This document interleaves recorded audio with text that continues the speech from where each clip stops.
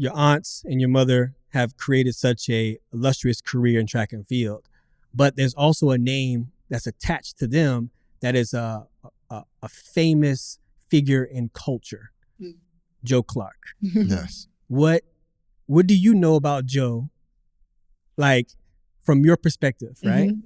And what have you heard about him when it comes to like his legacy, what he brought? Because obviously Samuel Jackson has played him. You know what I mean? And a beautiful movie, great movie.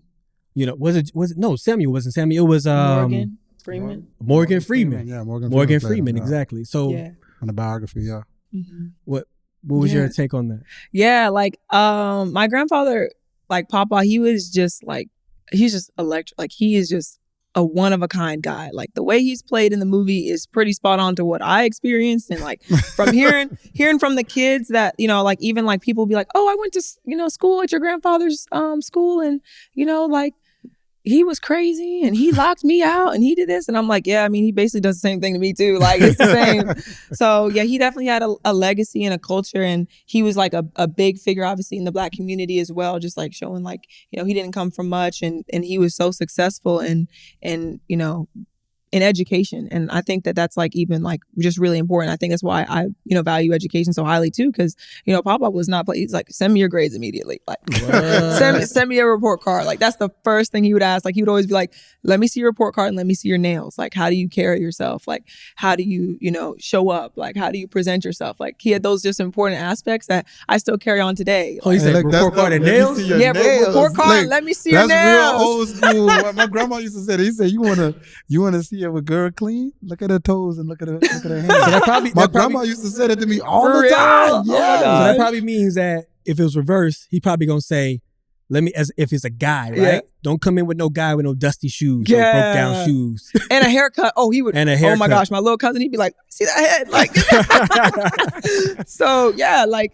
he was important to the culture, important to me. And, you know, he wanted my mother. That's how my mother and my uncle started running. Cause he was like, yo, like there's not, you know, a lot of Black American women running middle distance, but like we can do this. Like I've got a daughter who I know is athletic. Like you're running middle distance. Like there's no sprinting. You're not doing that. You're running middle distance. So when I said I wasn't running middle distance, he was like, God,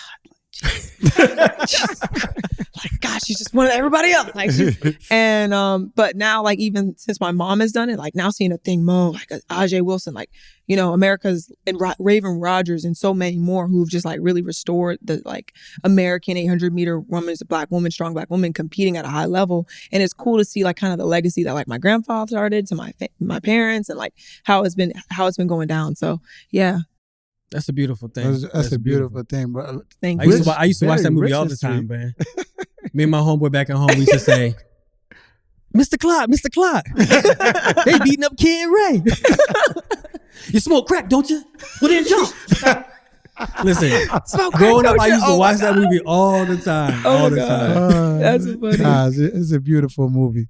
What was since you was talking about how hard the transition was from collegiate to pro, what was your welcome to the professional ranks moment when you realized like, oh, this is hard. This is hard.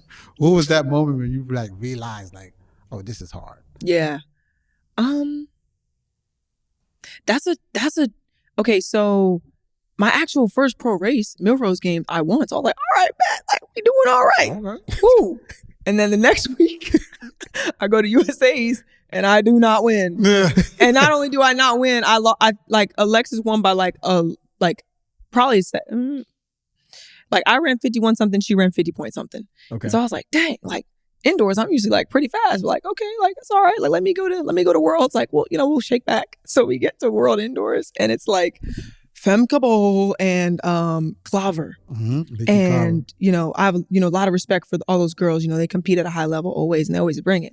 And so I'm like, okay, like I'm a competitor. Like we're good. So semifinals, I was close to Klaver. I was like, all right, cool. This is going to be good. The finals is when Femke Bol ran 49 low. Or whatever. Yeah. 49 low. Yeah. And so I was like, like, dang. Like, and I got fifth. And I was in the back and I was crossing the line. I was like, oh, well, all right. Like, you know, we'll go into outdoors and we'll be good. But that was my wake up moment. Like, whoa, like this is not, you know, this is not college at all. Like if there's one, and even in that race, like even when I look back at it, it wasn't like there was like a moment where like I fell asleep in the race, and that's all it took. Like in college, it's kind of like, if you fall asleep, if you have a little bit of like you're not executing as properly, it's like you can still shake back. Like, I'm still probably going to be in the front. Like I can still like maneuver. But like that was the little moment that it took for me indoors to be pushed to the back. And so that's when I was like, okay, like, but I feel like I'd already kind of been away. Like I was already like, okay, like these girls aren't playing. Like especially seeing my family and seeing the people compete and just seeing like the legends of the sport compete. I'm like, see, these people aren't playing. But that was the first time I was like, okay, wow. Like, yeah.